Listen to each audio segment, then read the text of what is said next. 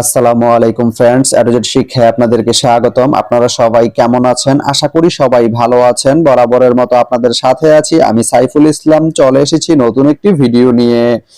আজকে আমরা জানবো আপনি সদর রসুলপুর থেকে গুণবতী যেতে কোন কোন ট্রেন রয়েছে, সেই ট্রেনগুলো ছাড়ার নতুন সময়সূচি, বন্ধের দিন এবং গিয়ে পৌঁছতে কতক্ষণ সময় লাগবে বিস্তারিত।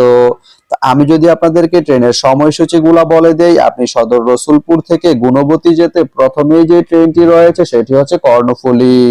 কর্ণফুলী ট্রেনটি সদর রসুলপুর থেকে ছাড়বে দুপুর 2টা 17 মিনিটে এবং এটি গুণবতী গিয়ে পৌঁছবে দুপুর 3টা 31 মিনিটে। এই ট্রেনটির কোনো অফ ডে নেই।